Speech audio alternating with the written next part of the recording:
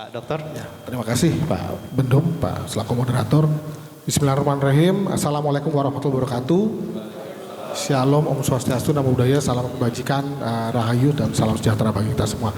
Yang terhormat Bapak Ketum, Pak Dr. Insinyur Indra Utama, Pak Wali Kota, kemudian juga tentunya dari pimpinan ya dan pengurus Asosiasi Badan Pemusatan Desa, Pak Sekjen, Pak Bendum dan Bapak Ibu sekalian, ada juga dari Kemendes mungkin yang hadir di sini ya, Kemdagri dan Kejaksaan saya lihat, dan juga dari Abdesi tadi juga ada Pak Asri Anas yang saya mendapatkan banyak ilmu Pak dari yang disampaikan beliau, walaupun mungkin 30 menit gitu ya, tapi saya mendapatkan banyak ilmu mengenai pemerintahan desa di sini.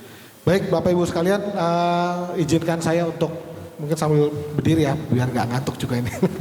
Baik, jadi perkenalkan Bapak Ibu, saya Indra Budi Sumantoro, komisioner atau anggota Dewan Jaminan Sosial Nasional. Nanti kita bisa melihat sejauh mana program jaminan sosial ini khususnya untuk teman-teman yang ada di pemerintahan desa ya, termasuk Badan Pemusyawaratan Desa dan termasuk tentunya kepala desa dan perangkat desa. Next slide. Baik, ada 4 pokok bahasan Bapak Ibu sekalian. Jadi pertama tentang amanah penyelenggaraan Jamsos, kemudian kedua capaian dan tantangan dalam program JKN, ketiga capaian dan tantangan dalam program Jamsos Naker, dan yang keempat adalah tata cara fasilitasi penyelenggara program Jamsos Naker bagi pemerintahan desa. Slide berikut. Ya, ini kita masuk ke tema pertama. Next slide. Baik, ini ada dasar hukum Bapak Ibu sekalian. Jadi ada Undang-Undang Nomor 40 Tahun 2004 tentang Sistem Jaminan Sosial Nasional atau disingkat SJSN.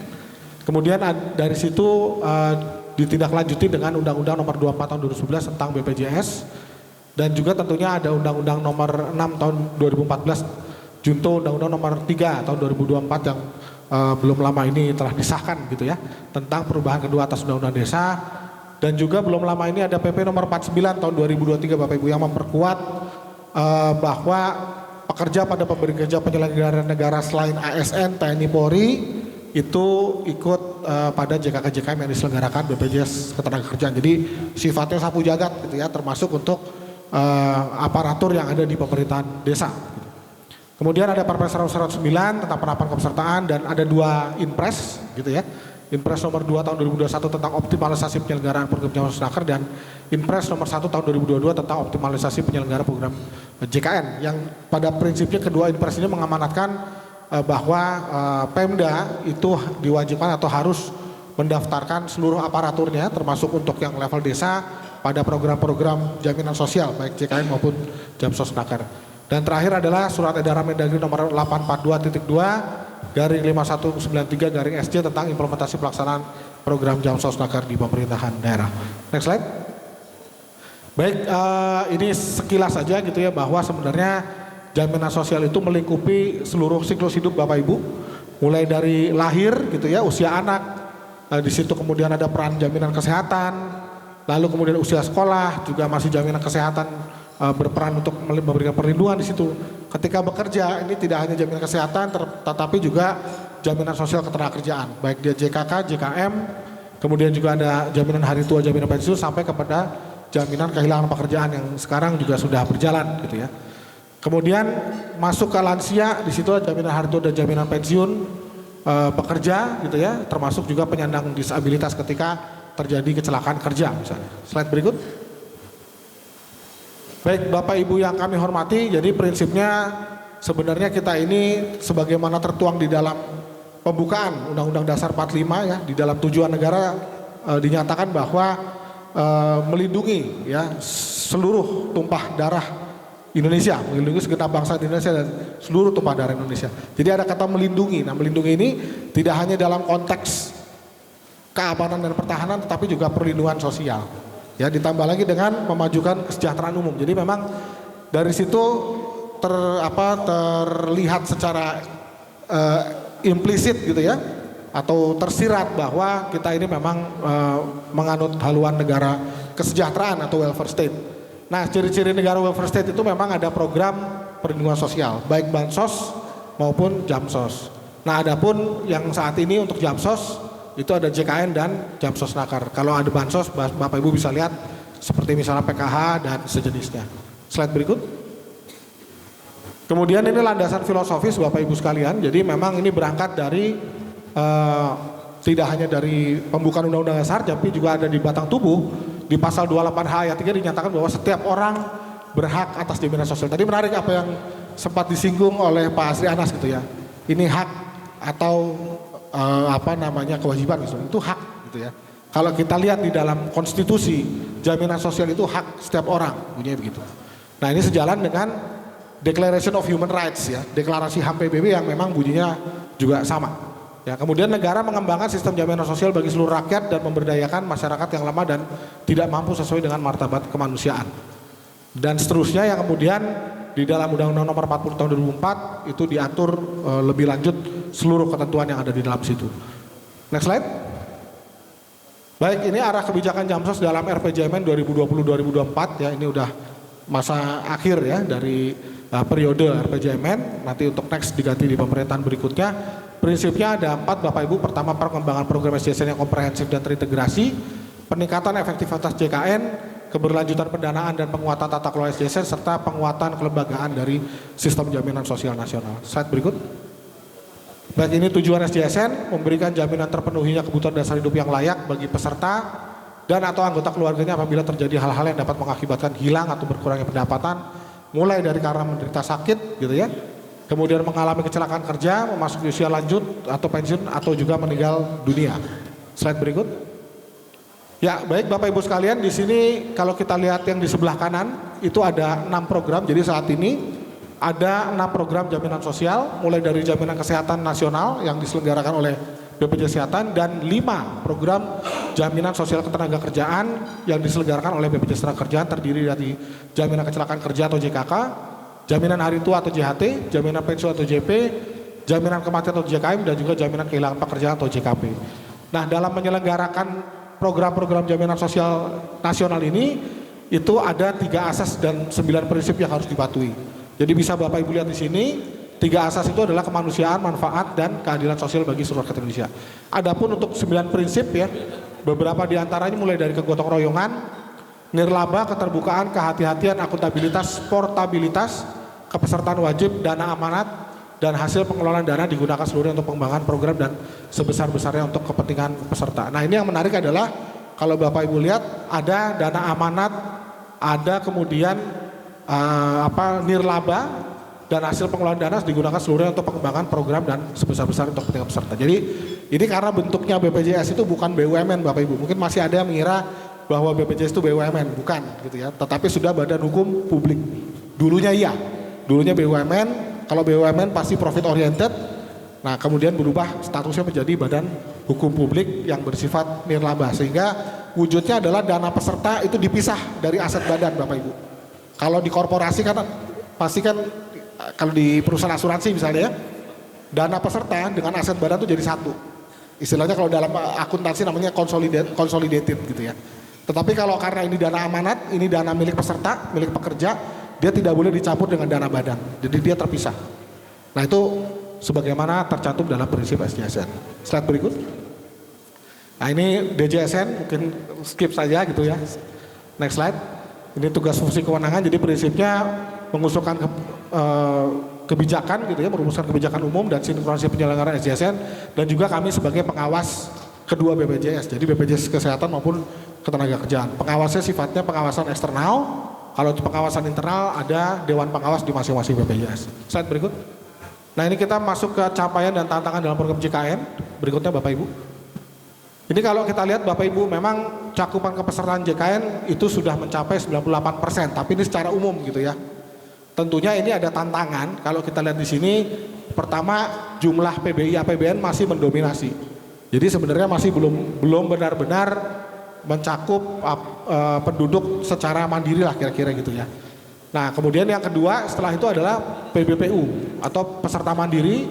Ketiga itu adalah pekerja penerima upah, lalu PBPU ABBD, ini maksudnya PBI APBD, ada yang bidang juga seperti itu, dan terakhir yang bukan pekerja atau pensiunan. Slide berikut kita bisa lihat, ini ada peserta non aktif Bapak Ibu ya, ini tantangan juga gitu ya, karena memang ada isu apakah karena ketidakmampuan membayar iuran, ya beserta tunggakan, kalau banyak yang menunggak gitu.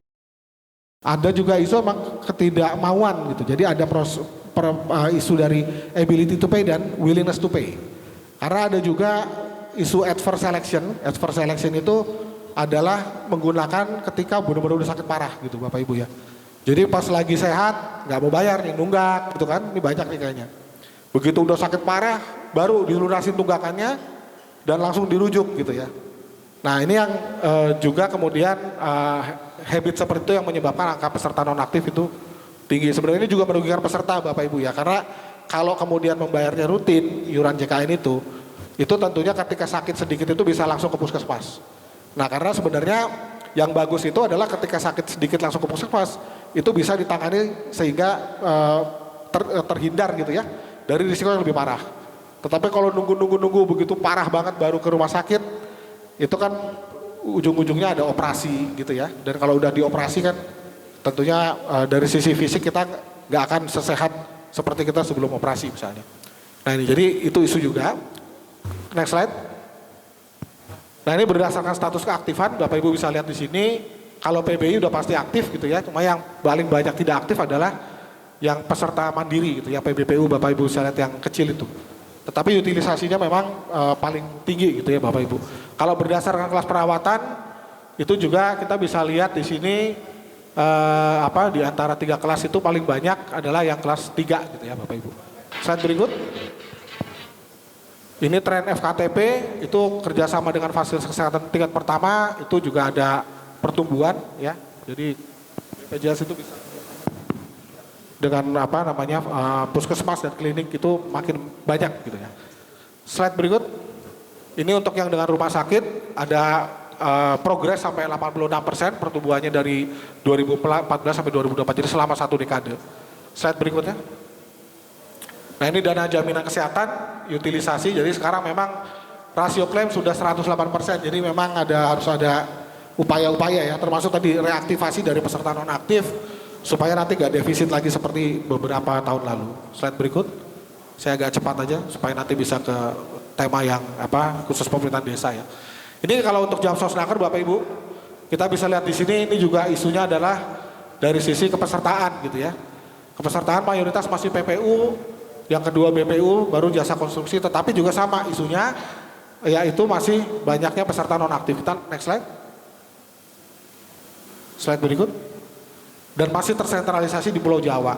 Jadi saya pernah ke Kalimantan dulu gitu ya Bapak Ibu, atau kami melakukan Monef. Ternyata banyak perusahaan di Kalimantan itu yang ternyata didaftarkannya di Jakarta gitu ya. Jadi memang karena